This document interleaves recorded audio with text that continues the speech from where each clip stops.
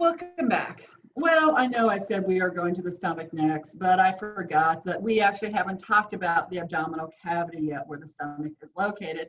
And so we need to spend a minute and review that serous cavity, which is the peritoneal cavity, and it's lined by layers of the peritoneum. So I just want to show this to you, make sure you understand the lay of the land for the abdominal pelvic cavity. So we have organs, most of which are going to hang down into the peritoneal cavity, but they're going to have blood vessels that come from posteriorly, so they're going to be tethered from behind.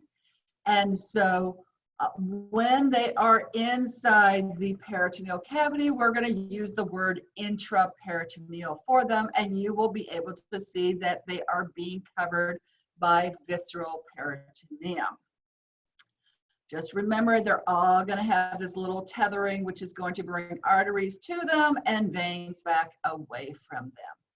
But I also want you to realize that some organs are not intraperitoneal. So these have visceral peritoneum, and then here on the inside, so just on this, just where the posterior rectus sheath would be, and the aponeurosis, transverse abdominis on the anterior abdominal wall, on the inside surface, that's where you would find parietal peritoneum. You would also find it on the upper surface of the diaphragm, going down the back wall, and on the floor of the pelvis. Sorry about that. Okay. So we have all these organs that are intraperitoneal. They're going to be covered by peritoneum. And so this part of the alimentary canal, this would all have serosa.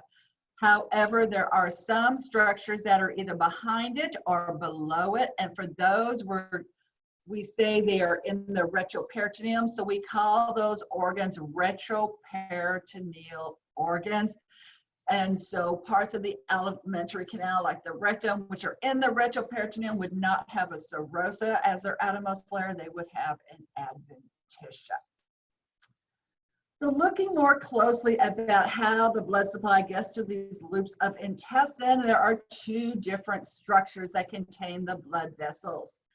And I think you clearly can see the blood vessels traveling in this amorphous material going to a loop of intestine, and this is how it is when you're quite young. But as you age, this all becomes fatty. It still has the blood vessels in them, but it's not clear diaphanous anymore.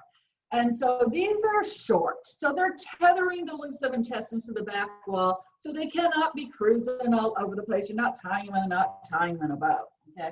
They keep the intestines from twisting. So this is where the arteries are bringing blood flow to the intestines, and the veins are taking blood flow away from the intestine. If it's going to the small intestine, we call this structure the mesentery, okay? So this would be, this is small intestine down here in the left upper quadrant, so all of this would be mesentery. If, on the other hand, it's going to the large intestine, which is what this is showing in the right upper quadrant, we would call this the mesocolon.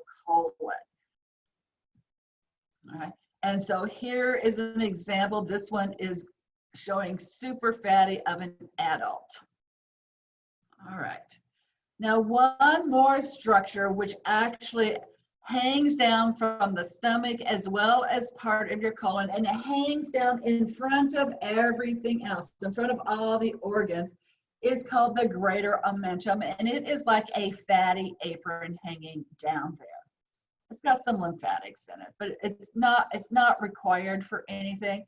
And so this is not portrayed right in the movies, like when you see somebody slices some abdomen and all their intestines go pouring out. Well, in the first place, the first thing you're going to see is this greater omentum. And the second place, remember, those intestines are tethered by their mesentery. They're not pouring out in a puddle on the floor. Yes, they're going to pop out, but they're going to be sitting right there because their tether is pretty short. So that's it for structures of the peritoneal cavity. And now I promise we will pick up with the stomach in the next segment. If you have any trouble understanding this, be sure to ask questions when we meet next. Thank you.